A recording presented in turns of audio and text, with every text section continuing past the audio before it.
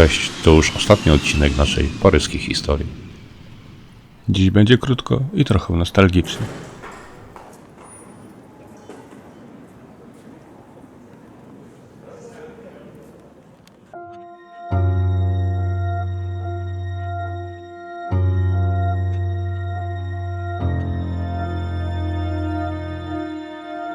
Cmentarz Père Lachaise to jedno z tych miejsc Paryża, które zawsze mnie przyciąga. Jest specyficznie. Spacerując jego alejami odczuwamy jakiś respekt. Jest jakoś inaczej niż na innych cmentarzach. By zostać na nim pochowanym, w chwili śmierci trzeba mieszkać w Paryżu. Około 30 000 pomników nagrobnych ma status zabytków.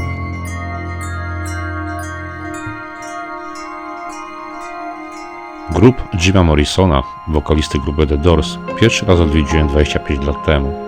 Teraz jest ogrodzony barierkami, a to z uwagi na częste odwiedziny fanów z całego świata, ale i jego dewastację. Skradzione w 1988 roku po piersi artysty właśnie odnaleziono i to w Paryżu. W tej chwili władze zastanawiają się, czy umieścić je z powrotem na grobie.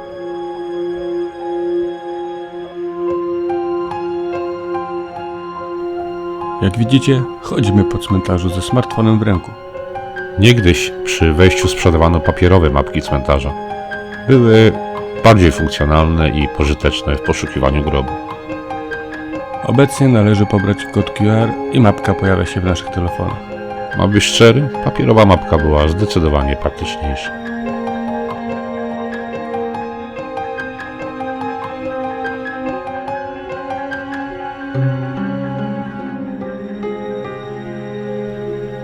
Tematu Edith Piaf nie podejmowaliśmy w naszej paryskiej trylogii.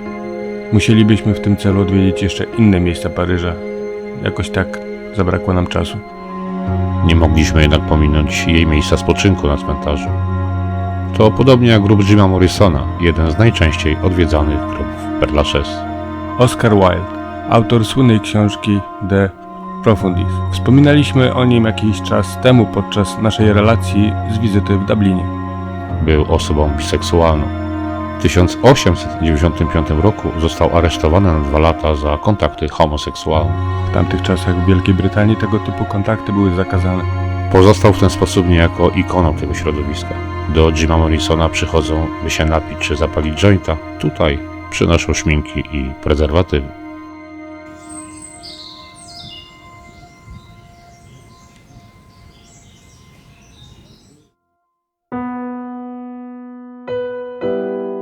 Polak powie, Chopin był Polakiem. Francuz powie, Chopin był Francuzem.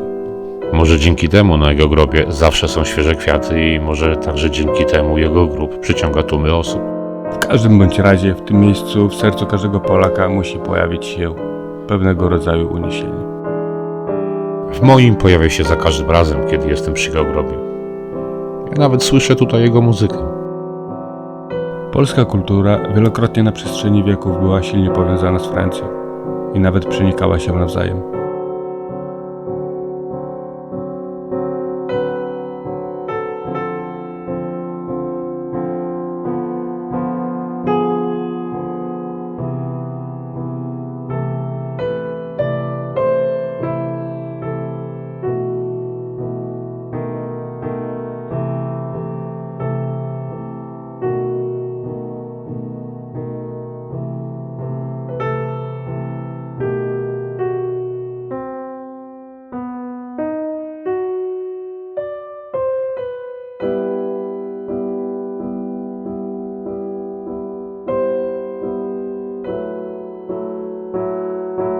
Tak się jakoś składa podczas naszych podróży, że często bywamy w miejscach, w których bywała Maria Callas. Na Père Lachaise nie znajdziecie jej grobu. Jest tylko ta pamiątkowa płyta pozostawiona w niszy cmentarza.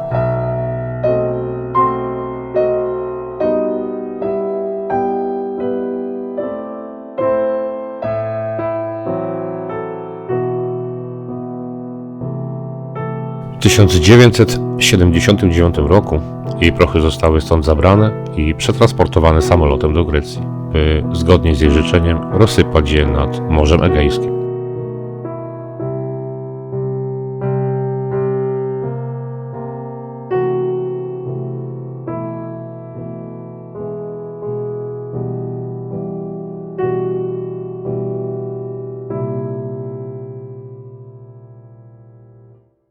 O, jaki miły, niespodziewany gest. Mnie ta pani też zaskoczyła.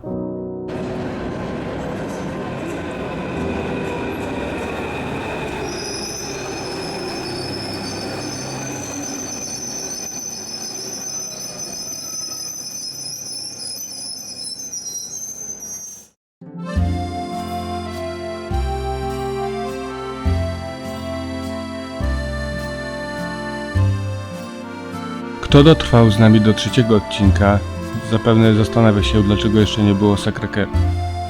Nie zapomnieliśmy. Tutaj zawsze wracamy. Choćby po to, by przysiąść na trawie i popatrzeć na panoramę miasta. Tylko uważajcie na oszustów i naciągaczy. Kiedy was naciągają, są wszędzie, a kiedy już was oszukają, zapadają się dosłownie pod ziemię. Jeżeli chcielibyście poczuć prawdziwy Paryż sprzed lat, koniecznie idźcie dalej. To na tyłach bazyliki poczujecie zapach naleśników, sera czy wina.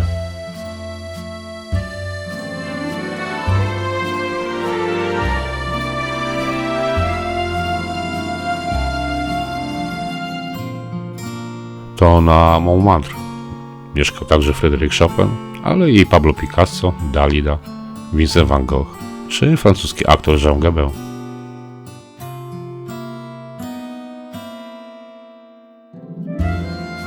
To tutaj tętniła życiem rozrywka paryska. I to tutaj pośród krętych uliczek i wielu schodów siedzibą miała bohema artystyczna.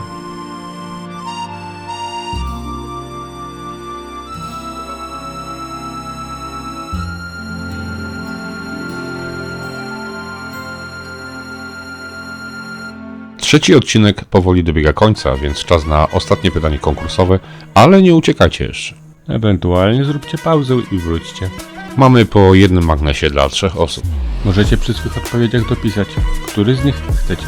pod warunkiem odpowiedzi na wszystkie 3 pytania.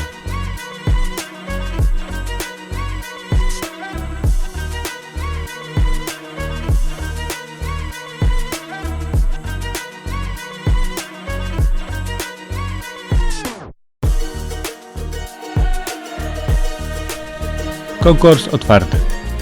I śpieszcie się, bo ostatnio zaledwie po 15 minutach od premiery już mieliśmy laureata. Szczegóły w przypiętym poście na Facebooku tędy i tamtędy. Tam też czekamy na odpowiedzi. Powodzenia!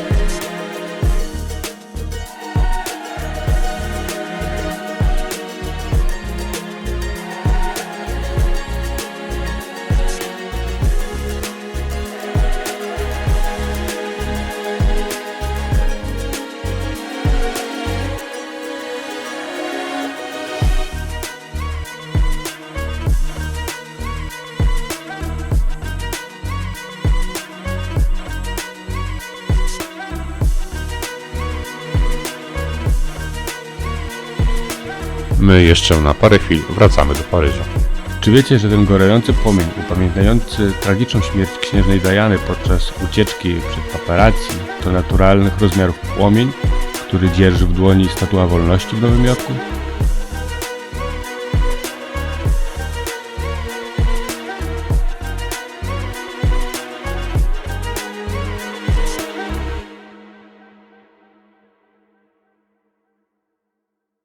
Ostatnio w Paryżu byliśmy w 2016 roku.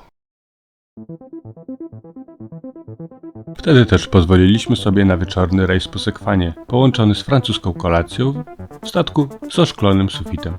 Wtedy też wjechaliśmy na samą górę wieży Eiffla.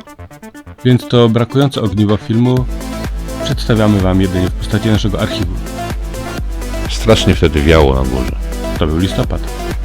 A na statek wracamy, ale tym razem na zwykły turystyczny rejs.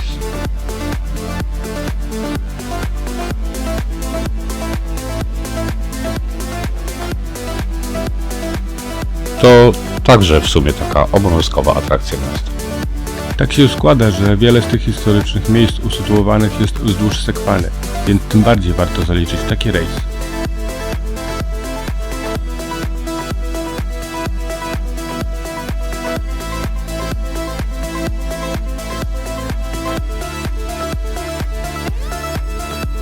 Zwłaszcza wieczorem, kiedy to budowle są podświetlone.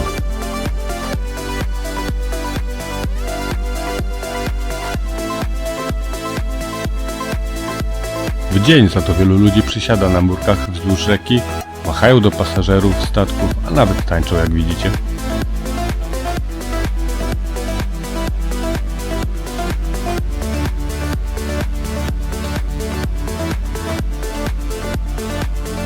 Do Paryża być może pewnego dnia znów wrócimy. Być może wyskoczymy sobie na obiad albo jakiś koncert. Tymczasem zmykamy na dworzec, wsiadamy w pociąg i wracamy do domu. Do następnego. Łukasz. Janek.